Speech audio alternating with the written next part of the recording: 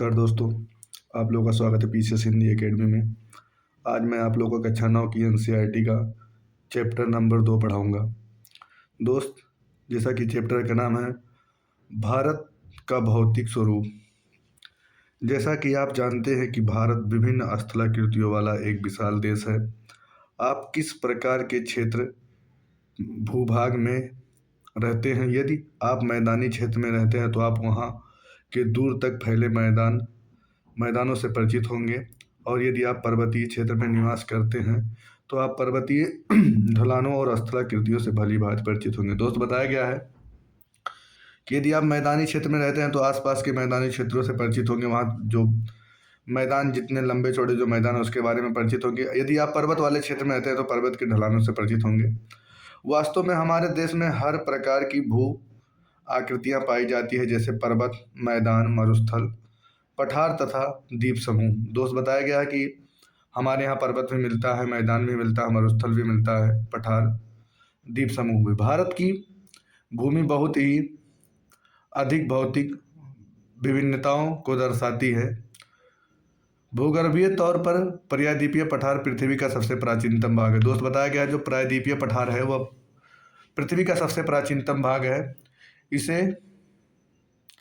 भूमि का एक बहुत ही स्थिर भाग माना जाता है। दोस्त, बताया गया इसे भूमि का एक बहुत ही स्थिर भाग माना जाता है, परंतु हाल के भूकंपों ने इसे गलत साबित किया है। हिमालय एवं उत्तरी मैदान हाल में बनी स्थलाकृतियों भूगर्भ वैज्ञानिकों के अनुसार हिमालय पर्वत का अस्थिर भाग है। हिमालय की पूरी पर्वत श्रृंखला एक युवा स्थलाकृतियों को दर्शाती है। दोस्त, बताया गया कि हिमालय की जो पूरी पर्वत श्रृंखला है वो एक युवा स्थलाकृति को दर्शाती है, जिसमें ऊंचे शिखर, गहरी घाटियां और तेज बहने वाली नदियां हैं। उत्तरी मैदान जलोढ़ निक्षेप से बने हैं। दोस्त, बताया गया जो उत्तरी मैदान है वो जलोढ़ निक्षेप से बने हैं। पठार आग्नेय तथा रूपांतरित शैलों वाली कम ऊंची पहाड़ियों एवं चौड़ी घाटियों से बना है। दोस्त, बताया गया है प्रायद्वीपीय एवं आग्नेय पठार जो हैं रूपांतरित शैलों एवं कम ऊंचाई वाली पहाड़ियों एवं चौड़ी घाटियों से बना है। लिखा है मुख्य भौगोलिक वितरण है। भारत की भौगोलिक आकृतियों को निम्नलिखित वर्गों में विभाजित किया जा सकता है। दोस्त, देखिए किस में विभाजित किया गया। पहला हिमालय पर्वत श्रृंखला, दूसरा उत्तरी मैदान, तीसरा प्रायद्वीपीय पठार, चौथा भारतीय मरुस्थल, पांचवा तटीय मैदान, छठवां द्वीप समूह। दोस्त, बताया गया कि जो भारत की भौगोलिक आकृतियां हैं उन्हें 6 भागों में बांटा गया है। ये क्वेश्चन पूछा गया है, आप इसको जान लीजिए। अब आइए हिमालय पर्वत। हिमालय पर्वत की उत्तरी सीमा पर विस्तृत हिमालय भूगर्भीय रूप से युवा एवं बनावट के दृष्टिकोण से बलित पर्वत श्रृंखला है। दोस्त, बताया गया जो हिमालय है वह बलित पर्वत, युवा और बलित पर्वत श्रृंखला की उदाहरण है। ये पर्वत श्रृंखलाएं पश्चिम पूर्व दिशा से सिंधु से लेकर ब्रह्मपुत्र तक फैली हैं। हिमालय विश्व की सबसे ऊंची चोटी श्रेणी है। दोस्त, बताया गया जो हिमालय है वो विश्व की सबसे ऊंची श्रेणी है और एक अत्यधिक असम अवरोधों में से एक है। दोस्त, बताया गया अत्यधिक जो असम अवरोधों हैं उनमें से भी एक है। 2400 किलोमीटर की ऊंचाई में फैली एक अर्धवृत्त का निर्माण करते हैं। इसकी चौड़ाई कश्मीर में 400 किलोमीटर एवं अरुणाचल में 150 किलोमीटर। पश्चिम भाग की अपेक्षा पूर्वी भाग की ऊंचाई अत्यधिक विविधता पाई जाती है। दोस्त, बताया गया है कि पश्चिम भाग से अधिक ऊंचाई जो है वो पाई जाती है पूर्वी भाग में। अपने पूरे देशांतरीय विस्तार के साथ हिमालय के 3 भागों में बांट सकते हैं। इन श्रृंखलाओं के बीच बहुत अधिक संख्या में घाटियां पाई जाती हैं। सबसे उत्तरी भाग में स्थित श्रृंखला को महान या आंतरिक हिमालय या हिमाद्री कहते हैं। यह सबसे अधिक सतत श्रृंखला है, जिसमें 6000 मीटर की औसत ऊंचाई वाले सर्वाधिक ऊंचे शिखर हैं। इसे हिमालय की मुख्य शिखर ये हिमालय के सभी मुख्य शिखर हैं। दोस्त बताया गया है ये हिमालय के जो मुख्य शिखर हैं कुछ उनके बारे में आप जान लीजिए। पहला माउंट एवरेस्ट जो नेपाल में है 8848, कंचनजंगा 8598, मकालू ये भी नेपाल में है 8481, धौलागिरी ये भी नेपाल में है 8172। दोस्त जो हिमालय की 4 ऊंची शिखर हैं उसमें से सिर्फ एक है जो भारत में है जिसका नाम है कंचनजंगा या कंचनजुंगा इसमें लिखा हुआ है। बाकी माउंट एवरेस्ट, मकालू और धौलागिरी ये सब नेपाल में है। फिर नंगा नंगा पर्वत जो है वो भारत में है 8126। अन्नपूर्णा जो है वो भी नेपाल में है 8078। फिर नंदा देवी वो भी भारत में है 7817। कामेट है वो भी भारत में है 7756। नामचा बरुआ जो है वो भी भारत में 7756 ये भी है। गुरुला मांधता ये भी नेपाल में है 7728। महान हिमालय के वलय की आवृत्ति असीमित है। का हिमालय के इस भाग का क्रोड ग्रेनाइट से बना है। यह श्रृंखला हमेशा बर्फ से ढकी रहती है तथा इससे बहुत सी हिमानियों का प्रवाह होता है। महान हिमालय में पाई जाने वाली हिमानियों तथा दर्रों के नाम भारत के उन राज्यों के नाम जहां ऊपर दिए गए ऊंचे शिखर स्थित हैं। हिमालय के दक्षिण में स्थित श्रृंखला सबसे अधिक असम है एवं हिमालय या निम्न हिमालय के नाम से जानी जाती है। इन श्रृंखलाओं का निर्माण मुख्यतः अत्यधिक संपीड़न तथा परिवर्तित शैलों से हुआ है। दोस्त बताया गया है कि जो इन श्रृंखलाओं का निर्माण हुआ है वो संपीड़न से हुआ है या परिवर्तित शैलों से हुआ है। इनकी ऊंचाई 3700 मीटर से 4500 मीटर के बीच तथा औसत चौड़ाई 50 किलोमीटर है, जबकि पीर पंजाल श्रृंखला सबसे लंबी तथा सबसे महत्वपूर्ण श्रृंखला है। जो दोस्त जो पीर पंजाल श्रृंखला है वो सबसे लंबी और सबसे महत्वपूर्ण श्रृंखला है। धौलाधर एवं महाभारत श्रृंखलाएं भी महत्वपूर्ण है। इसी श्रृंखला में कश्मीर की घाटी तथा हिमाचल के कांडला तथा कुल्लू की घाटियां स्थित हैं। इस क्षेत्र को पहाड़ी नगरों के लिए जाना जाता है। एटलस में मसूरी, नैनीताल, रानीखेत की स्थिति देखें। उन राज्यों के नाम लिखें जहां वो स्थित हैं। हिमालय की सबसे बाहरी श्रृंखला को शिवालिक कहा जाता है। जो हिमालय की सबसे बाहरी श्रृंखला है दोस्त उसे शिवालिक कहा जाता है। इसकी चौड़ाई 10 से 50 किलोमीटर तथा ऊंचाई 900 से 1100 मीटर के बीच है। ये श्रृंखला उत्तर में स्थित मुख्य हिमालय की श्रृंखला से नदियों द्वारा लाई गई असंपीड़ित अवसादों से बनी है। ये घाटियां बजरी तथा जलोढ़ की मोटी परत से ढकी हुई है। दोस्त बताया गया है कि ये जो घाटियां हैं ये बजरी तथा जलोढ़ की मोटी परत से ढकी हुई है।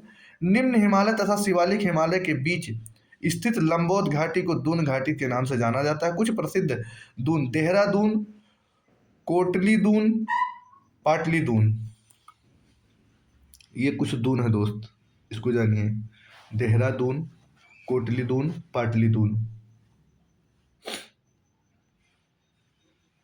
हाँ भाई आप लोग पाटली दून सात फैल जाता है। इन्हें पूर्वांचल तथा पूर्वी पहाड़ियों तथा पर्वत श्रृंखलाओं के नाम से जाना जाता है। ये पहाड़ी उत्तर पूर्वी राज्यों से होकर गुजरती हैं तथा मजबूत बलुआ पत्थरों जो अवसादी शैल है से बनी है। ये मजबूत दोस्त क्या नाम है बलुआ पत्थर और अवसादी शैलों से बनी है। ये घने जंगलों से ढकी है तथा अधिकतर समानांतर श्रृंखलाओं एवं घाटियों के रूप में फैली है। पूर्वांचल में पटकाई, नागा, मिजो तथा मणिपुर पहाड़ियां शामिल हैं। दोस्त बताया गया है कि जो पूर्वांचल में शामिल होने वाली पहाड़ियां हैं उन ये जान लीजिए आप लोग। पटकाई है, नागा है, मिजो तथा मणिपुर पहाड़ियां शामिल हैं। अब आप लोग जानिए उत्तरी मैदान।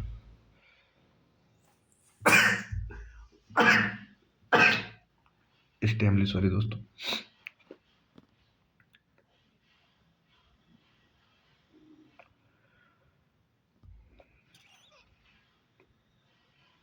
एक मिनट दोस्तों थोड़ा। ये जो मैं आप लोगों को बताया है देहरादून, कोटलीदून एवं पाटलीदून, इसके बाद आप लोग इधर आ जाएंगे। इस उत्तर दक्षिण के अतिरिक्त हिमालय को पश्चिम एवं पूर्व में स्थित क्षेत्रों के आकार पर भी विभाजित किया जाता है। इन वर्गीकरणों को नदी घाटियों की सीमाओं के आधार पर किया जाता है। उदाहरण के लिए सतलुज एवं सिंधु के बीच स्थित हिमालय के भाग को पंजाब हिमालय के नाम से जाना जाता है। दोस्त ये सब इम्पोर्टेंट है। सतलुज नदी और सिंधु नदी के बीच जो हिमालय का भाग स्थित है उसे पंजाब हिमालय के नाम से आता है, लेकिन पश्चिम एवं पूर्व तक क्रमशः इसे कश्मीर तथा हिमाचल हिमालय के नाम से भी जाना जाता है। सतलुज तथा काली नदी के बीच स्थित हिमालय के भाग को कुमाऊं हिमालय के बारे में नाम से जाना जाता है। ये इंपॉर्टेंट है सब। काली तथा तीस्ता नदियां नेपाल हिमालय तथा तीस्ता तथा दिहांग नदी असम हिमाचल का सीमांकन करती है। हिमालय के कुछ क्षेत्रीय नाम पता कीजिए। ब्रह्मपुत्र हिमालय की सबसे पूर्वी सीमा बनाती है। दोस्तों जो ब्रह्मपुत्र नदी है वो हिमालय की सबसे पूर्वी सीमा बनाती है। दिहांग महाखंड गाज के बाद हिमालय दक्षिण की ओर एक तीखा मोड़ बनाते हुए भारत की पूर्वी सीमा साथ फैल जाता है। इन्हें पूर्वांचल या पूर्वी पहाड़ी तथा पर्वत श्रृंखलाओं के नाम से जाना जाता है। ये पहाड़ियाँ उत्तरी पूर्वी राज्यों से होकर गुजरती हैं तथा मजबूत बलुआ पत्थरों जो अवसादी शैलों से बनी है। ये घने जंगलों से ढकी हुई है तथा अधिकतर समानांतर श्रृंखलाएं एवं घाटियों के रूप में फैली हैं। पूर्वांचल में पटकाई, नागा एवं मिजो पहाड़ियाँ शामिल हैं। उत्तरी मैदान तीन प्रमुख नदी प्रणालियों सिंधु, गंगा एवं ब्रह्मपुत्र इनकी सहायक नदियों से बना है। दोस्त जो उत्तरी का मैदान है सिंधु, गंगा एवं ब्रह्मपुत्र और इनकी सहायक नदियों से बना है। यह मैदान जलोढ़ मृदा से बना हुआ उत्तरी मैदान जो है दोस्तों जलोढ़ मृदा से बना है। लाखों वर्षों से हिमालय के गिरिपाद में स्थित बहुत बड़े बेसिन द्रोणी में जलोढ़ों का निक्षेप हुआ, जिससे यह उपजाऊ मैदान का निर्माण हुआ। इसका विस्तार 7 लाख वर्ग किलोमीटर क्षेत्र पर है। यह मैदान लगभग 2400 किलोमीटर लंबा और 240 से 320 किलोमीटर चौड़ा है। यह सघन जनसंख्या वाला भौगोलिक क्षेत्र है। जो दोस्त उत्तरी मैदान है यह सघन जनसंख्या वाला क्षेत्र है। समृद्ध मृदा आवरण, पर्याप्त पानी उपलब्धता एवं अनुकूल जलवायु के कारण कृषि दृष्टि से यह भारत का अत्यधिक उपजाऊ क्षेत्र है। उत्तरी पर्वतों से आने वाली नदियां निक्षेपण कार्य में लगी हैं। नदी के निचले भाग में ढाल कम होने के कारण नदी की गति कम हो जाती है, जिसके परिणाम स्वरूप नदियां द्वीपों का निर्माण होता है। नदियां अपने निचले भाग में गाद एकत्रित हो जाने के कारण बहुत सी धाराओं में बढ़ जाती हैं। दोस्त नदियां कब बढ़ती हैं बहुत सी धाराओं में? जब उनके निचले भाग में गाद एकत्रित हो जाते हैं। इन धाराओं को वितरिका कहा जाता है। नदी के अनेक धाराओं में बंटना वितरिका कहलाता है। दोस्त अब आइए आप लोग दोआब के बाद। दोआब का अर्थ है दो नदियों के बीच का भाग। दोआब दो शब्दों से मिलकर बना है, दो तथा आब अर्थात पानी। इस प्रकार जब पंजाब भी दो शब्दों से मिलकर बना है। पंज का अर्थ है पांच तथा आब का अर्थ है पानी।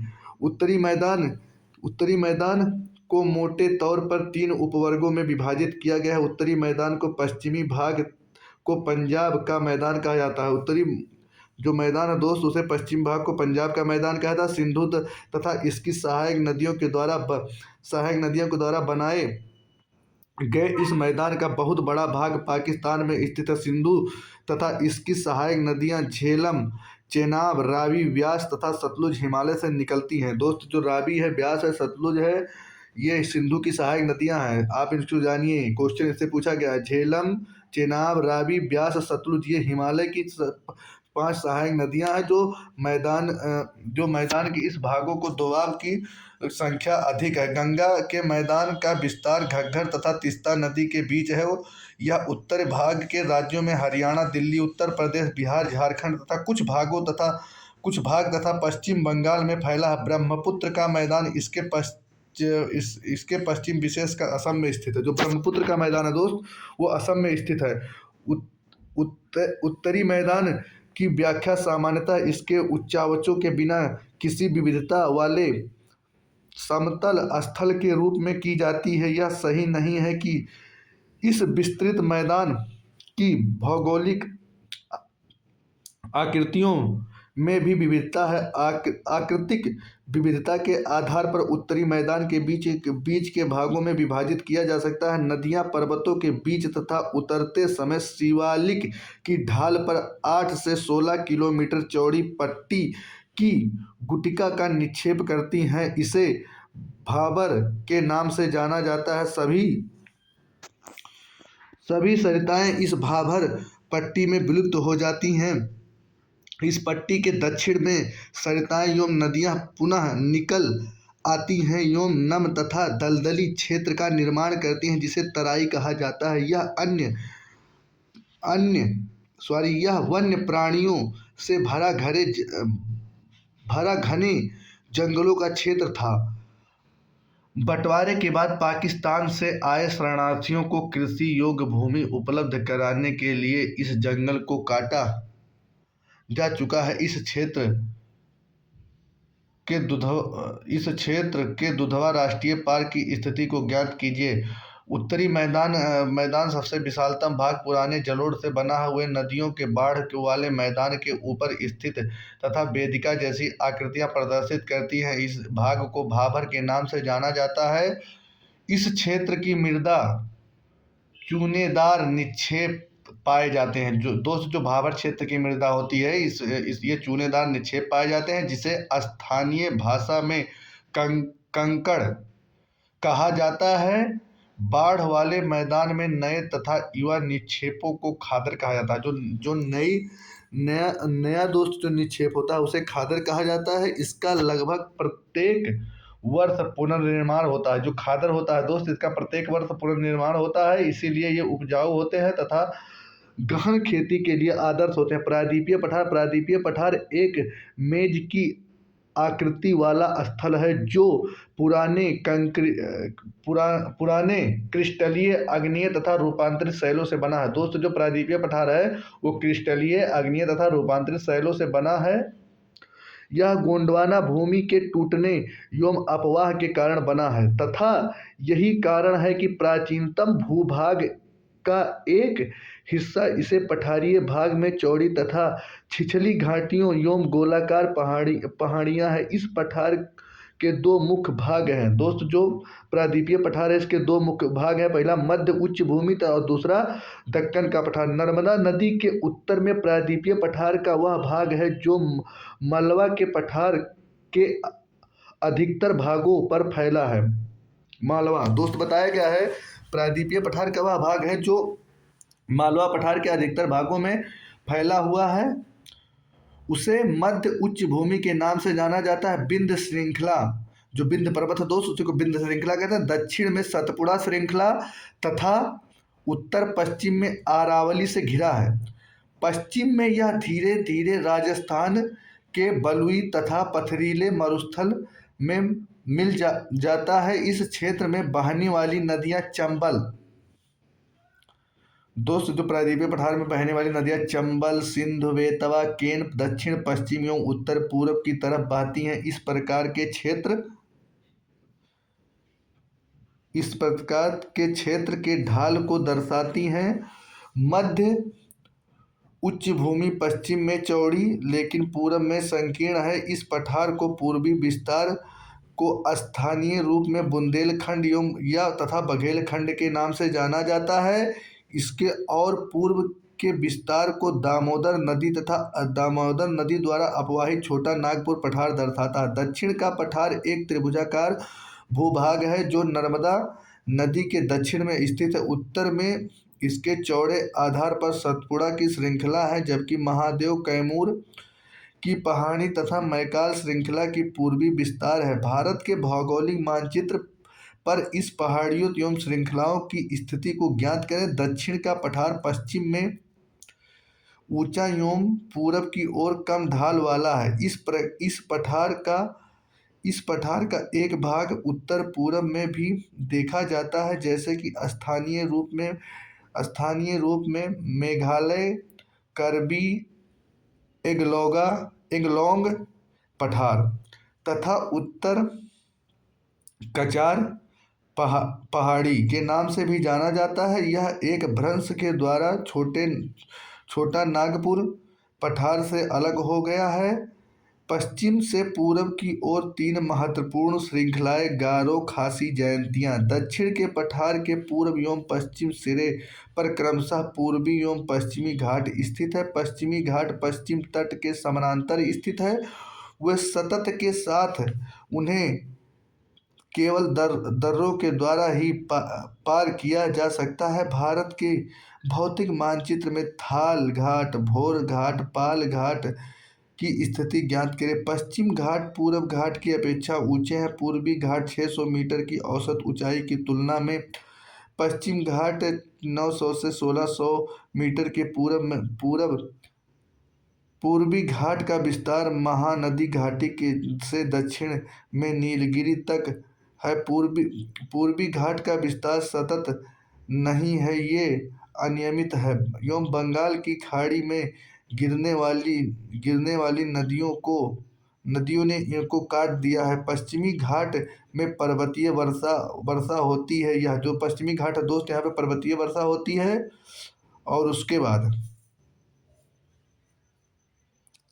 यह वर्षा घाट के पश्चिमी ढाल पर आर्द्रता हवा के टकराकर ऊपर उठने के कारण होती है। जो यहाँ वर्षा होती है दोस्त, वो हवा जब टकराती है तो उसके कारण वर्षा होती है। पश्चिमी घाट को विभिन्न स्थानीय नामों से जाना जाता है। पश्चिम घाट की ऊंचाई उत्तर से दक्षिण की ओर बढ़ती है। दोस्त, जो हमारी पश्चिमी घाट है उसकी जो ऊंचाई है उत्तर से दक्षिण बढ़ती है। इस भाग के शिखर ऊंचे जैसे जो पश्चिमी घाट के सबसे ऊंची शिखर जो है दोस्त अन्नामुड़ी 2695 तथा डोडा बेटा 2633। पूर्वी घाट की सबसे ऊंची जो शिखर है दोस्त महेंद्रगिरी। और पूर्वी घाट की दक्षिण पश्चिम में सेवराय तथा जावेरी की पहाड़ियां स्थित हैं। प्रायद्वीपीय पठार की एक विशेषता यहाँ पाई जाने वाली काली मृदा, जिसे दक्कन टैप के नाम से भी जाना जाता है। दोस्त, प्रायद्वीपीय पठार में जो काली मृदा पाई जाती है इसे दक्कन टैप के नाम से भी जाना जाता है। इसकी उत्पत्ति ज्वालामुखी से हुई है। काली मृदा की उत्पत्ति ज्वालामुखी से हुई, इसीलिए इसके आग्नेय शैल वास्तव में इन शैलों का समय के साथ अपरदन हुआ है, जिससे काली मृदा का निर्माण हुआ है। अरावली की पहाड़ियाँ प्रायद्वीपीय पठार के पश्चिम एवं उत्तर पश्चिम किनारे पर स्थित है। ये बहुत अधिक अपरदित एवं खंडित पहाड़ियाँ हैं। प्रायद्वीपीय पहाड़ियाँ जो बहुत ही अधिक खंडित पहाड़ियाँ हैं। ये गुजरात से लेकर दिल्ली तक दक्षिण पश्चिम एवं उत्तर पूर्व की दिशा में फैली है। भारतीय मरुस्थल अरावली पहाड़ी के पश्चिम किनारे पर थार का मरुस्थल स्थित है। यह बालू के टिब्बे से ढका एक अंतर्गत मैदान है। इस क्षेत्र में प्रतिवर्ष 150 किलोमीटर से भी कम वर्षा होती है। यह शुष्क जलवायु वाले क्षेत्र में वनस्पति बहुत ही कम है। वर्षा क्षेत्र में ही कुछ सरिताएं दिखाई देती हैं और इसके बाद वे बालू में ही विलीन हो जाती हैं। पर्याप्त जल नहीं मिलने से समुद्र तक नहीं पहुंच पाती हैं। केवल लूनी ही इस क्षेत्र की सबसे बड़ी नदी है। बरकान अर्धचंद्राकार बालू का टीला का विस्तार बहुत अधिक क्षेत्र में फैला हुआ है, लेकिन लंबवत टीले भारत पाकिस्तान की सीमा के समीप प्रमुखता से पाए जाते हैं। यद्यपि आप जैसलमेर जाएं, बरकान के समूह को देख सकते हैं। तटीय मैदान प्रायद्वीपीय पठार के किनारे संकीर्ण तटीय पट्टी का विस्तार है। यह पश्चिम में अरब सागर से लेकर पूर्व में बंगाल की खाड़ी तक विस्तृत है। पश्चिम तट पर पश्चिमी घाट तथा अरब सागर के बीच का एक संकीर्ण मैदान है। इस मैदान के 3 भाग हैं। तट के उत्तरी भाग को कोंडक, मुंबई तथा गोवा, मध्य भाग के कंडक मैदान एवं दक्षिणी भाग के मालाबार तट कहा जाता है। बंगाल की खाड़ी तथा विस्तृत मैदान चौड़ा एवं समतल है। उत्तरी भाग में इसे उत्तरी सरकार कहा जाता है, जबकि दक्षिणी भाग में कोरोमंडल तट के नाम से जाना जाता है। बड़ी नदियां जैसे महानदी, गोदावरी, कृष्णा, कावेरी इस तट पर विशाल डेल्टा का निर्माण करती हैं। चिल्का झील पूर्वी तट पर स्थित महत्वपूर्ण भू लक्षण है। चिल्का झील भारत के खारे पानी की सबसे बड़ी झील है। दोस्तों क्वेश्चन पूछा गया, आप लोग इसको नोट कर लीजिए या तो याद कर लीजिए कि चिल्का झील भारत में खारे पानी का सबसे बड़ा झील है। उड़ीसा के महानदी डेल्टा के दक्षिण में स्थित है। द्वीप समूह आप पहले ही देख चुके हैं कि भारत एक प्रमुख स्थल भाग अत्यधिक विशाल है। इसके अतिरिक्त भारत में दो द्वीपों का समूह स्थित है। क्या आप जानते हैं द्वीप समूहों को पहचान सकते हैं?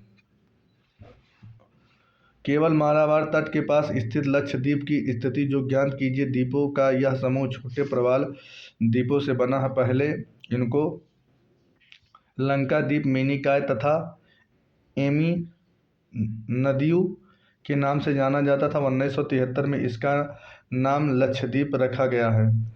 यह 32 वर्ग किलोमीटर के छोटे से क्षेत्र में फैला हुआ है। करावती द्वीप लक्षद्वीप का प्रशासनिक मुख्यालय है। इस द्वीप समूह पर पादप तथा जंतु के बहुत से प्रकार पाए जाते हैं। पीटली द्वीप, जहां मनुष्य का निवास नहीं है, वहां एक पक्षी अभयारण्य है। अब बंगाल की खाड़ी में उत्तर से दक्षिण के तरफ फैली द्वीपों की श्रृंखला की ओर ध्यान दीजिए। ये अंडमान एवं निकोबार द्वीप है। यह द्वीप समूह आकार में बड़ा, संख्या में बहुल तथा बिखरे हुए हैं। यह द्वीप समूह मुख्यतः दो भागों में बांटा गया है, उत्तर में अंडमान तथा दक्षिण में निकोबार। यह माना जाता है कि द्वीप समूह निम्नलिखित पर्वत श्रेणियों के शिखर से है। यह द्वीप समूह देश की सुरक्षा के लिए ही बहुत महत्वपूर्ण है। द्वीप समूहों में पाए जाने वाले पादप जंतु तथा बहुत अधिक विविधता है। ये द्वीप विषुववृत्त के समीप स्थित है एवं यहाँ की जलवायु विस्तृत है। यह घने जंगलों से आच्छादित है। भारत एकमात्र सक्रिय ज्वालामुखी अंडमान निकोबार द्वीप समूह के बैरन द्वीप पर स्थित है।